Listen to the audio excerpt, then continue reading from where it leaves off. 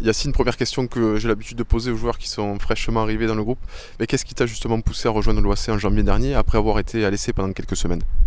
Bah déjà bonjour, je suis venu à l'essai quelques jours à l'ES et ça s'est très bien passé. Et voilà, je suis arrivé, et notamment avec l'arrivée du coach. Donc ça s'est très bien passé et j'ai vu qu'il y avait un bon groupe et des bons joueurs, donc ça s'est fait naturellement. Et la présence, j'imagine, de Paul Bonneau que tu as connu dans la réserve du TFC, d'où tu viens finalement, puisque tu as été formé au Toulouse Football Club. J'imagine que ça t'a rassuré aussi qu'il soit là. Il y a eu une connexion d'entrée, hein. Oui, oui, il y a une connexion d'entrée et puis je connais Paul depuis 3 ans maintenant. C'est un ami à moi et voilà, franchement, on s'entend très bien sur le terrain et ça me fait plaisir de jouer avec lui au quotidien. L'an dernier, en mai 2022, tu as découvert Pibaro avec Toulouse justement. C'était un match un peu particulier puisque c'était celui de la montée pour l'OAC. Est-ce que le fait d'avoir vu cette tribune bien remplie, ça t'a aussi donné envie, ça a contribué à ton choix? Ah oui, oui, exactement. J'ai vu, il y avait une ambiance de folie. J'ai vu les supporters, ils étaient chauds. Et puis, franchement, ça fait plaisir. Quand les supporters sont là, ils te poussent tout au long du match. Forcément, ça te donne envie de rejoindre, ça te donne envie de rejoindre cette équipe-là. À ton arrivée à l'OAC, dans les premières semaines, rapidement, certains, dont moi, t'ont comparé à un ancien joueur de l'OAC qui a fait les beaux jours du club il n'y a pas longtemps, c'est Amin Zbaï, qui aujourd'hui est du côté de Grenoble en Ligue 2. Est-ce que tu le connais? Est-ce que ça fait partie des profils de joueurs qui t'inspirent, notamment par son parcours un petit peu? Enfin, j'ai entendu parler de ce joueur-là, j'ai vu quelques vidéos aussi, et puis franchement, j'ai vu que c'était un très bon joueur, beaucoup de qualité technique, vivacité, et ouais, franchement, on a un peu le même profil, un peu le même style de jeu, et franchement, c'est un très très bon joueur. C'est ça, vous êtes un petit peu dans le même registre, on te voit dribbleur percutant avec des qualités techniques au-dessus de la moyenne. Quels sont un petit peu les joueurs qui t'inspirent toi à ton poste? Bah, franchement, moi j'aime beaucoup à l'ancienne Coutinho, quand il était à son prime, et puis Lionel Messi, pardon. Quelles sont selon toi tes marges de progression? Dans quel domaine tu aimerais progresser là pour te bonifier en tant que joueur, puisqu'on le disait, tu es très jeune, tu n'as que 21 ans. Oui, c'est ça exactement. Déjà être plus efficace, je pense, dans les derniers mètres. Et puis, être plus percutant dans le jeu, être plus décisif et aider plus l'équipe. Les premières semaines après ton arrivée, tu ne faisais pas encore partie du groupe, tu n'étais pas en tout cas dans les 16 qui jouaient avec la première. Tu as dû te contenter de matchs pour commencer avec la réserve. Est-ce que ça a été difficile pour toi cette période, ou est-ce que tu savais que ta chance elle allait finir par arriver? Non, non, je savais que ma chance elle allait arriver. Bon, après, c'est ça, quand tu arrives dans un nouveau club, il faut commencer à jouer avec la réserve et puis essayer de faire sa place. Et voilà, en tout cas, j'ai pris mon temps, j'étais pas pressé. Le coach, on se connaît bien et puis voilà. Cette chance, justement, elle a fini par arriver à force de patience, avec un contexte aussi où il y a eu plusieurs blessures dans le secteur offensif. Lucas Franco, Jérémy Balmy, Daïssam Benasser. Tu as su en profiter. Quelles sont un petit peu les consignes du coach? Qu'est-ce qu'il attend de toi? Le coach, il attend que je sois présent dans les derniers mètres, efficace, et puis que je fasse jouer les autres. Et que voilà, je mette en service mes qualités au sein de l'équipe. Je me souviens de tes premières minutes à Pibaron, donc c'était le match contre Louan Cuiseaux, tu rentres, tu fais une très bonne rentrée justement, passeur décisif, et puis ensuite il y a ce petit épisode en fin de match, toute dernière seconde du match, où tu perds le ballon à une soixantaine de mètres des barres en ayant tenté un petit pont.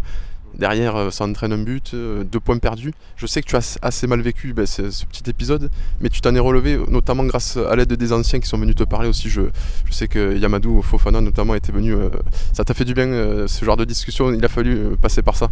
Oui, oui, bien sûr, et pas uniquement que Yamamoto, il y a eu Jag, énormément de joueurs, Yann, etc. Même le coach, hein, il a parlé avec moi, et puis franchement, c'était dur, enfin sur le moment, il restait quoi, 5 minutes, et puis voilà, franchement, j'ai su me relever la tête et puis marquer ce premier but à Lyon, à domicile. Oui, justement, tu parlais du rôle du coach aussi.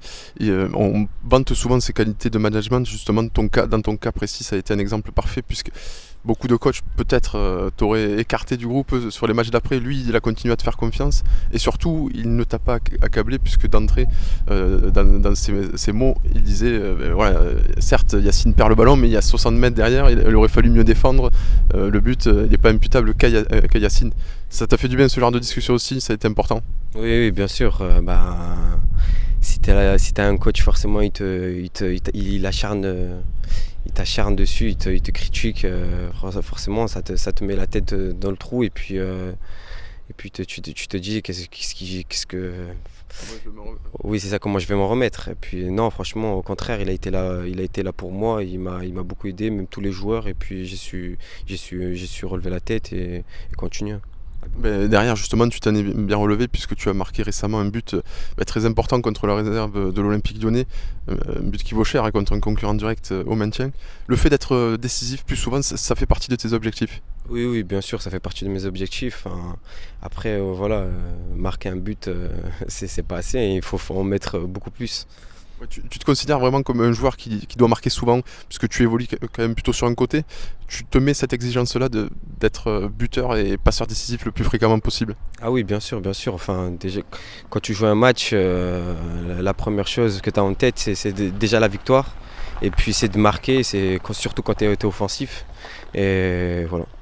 Et, Yacine, cette saison, elle est vraiment particulière pour l'OAC, puisque vous, les joueurs, vous vous battez sur le terrain sportif pour aller chercher ce maintien. Parallèlement à ça, il y a les dirigeants qui, eux, se battent pour aller grappiller des points sur le terrain administratif, juridique. Est-ce que ça vous perturbe ou est-ce que vous êtes vraiment dans votre bulle? Non, franchement, ça ne nous perturbe pas. Franchement, on sait ce qu'on a à faire. On va tout donner. En tout cas, on a qu'un seul objectif, c'est le maintien tous ensemble avec les supporters. Et puis voilà, on va tout donner. Et déjà dès demain à Marignane, contre Marignane, on va essayer de tout faire pour amener les points à la maison. Ouais, justement, la transition est toute faite avec le match de demain, réception importante du leader, Marignane Gignac Côte-Bleue. On a le sentiment que finalement c'est un profil d'équipe qui peut vous convenir puisque vous partez pas forcément favori, il va y avoir sans doute des espaces et ça peut convenir à votre jeu rapide de transition. C'est aussi le sentiment que tu as? Oui, oui, exactement. On a une équipe de Marignane qui joue au ballon. Et puis nous, on aime les équipes qui jouent au ballon parce que justement, ça nous laisse les espaces pour pouvoir jouer, pour pouvoir attaquer. Et c'est ça qu'on aime justement. On a une équipe justement qui fait mal sur ces moments-là. Et le joueur que tu es en particulier. Oui, exactement. Dernière question Yacine, quels sont un petit peu tes objectifs dans le football à long terme? Jusqu'où tu te vois aller? Puisque on le disait, tu n'as que 21 ans, donc une grande marge de progression devant toi. Déjà, c'est de se maintenir, de tout donner ici à Alès, un très bon club, et puis essayer de jouer le plus haut possible. Et tu te vois t'engager à long terme ici à l'OAC? Oui, oui, bien sûr, oui. Et derrière, est-ce que voilà, secrètement, au fond de toi, tu as un objectif, c'est celui peut-être d'atteindre un jour le monde professionnel? C'est ça exactement, essayer d'atteindre le monde professionnel. Après, voilà, je sais que c'est pas évident, je sais que c'est compliqué, mais bon, on va tout donner, on va travailler pour ça. Eh bien, merci beaucoup Yacine, on sait que c'était ta toute première interview, tu me le disais en vidéo, merci d'avoir joué le jeu, et puis j'espère qu'il y en aura d'autres. Merci. Merci à toi Yacine.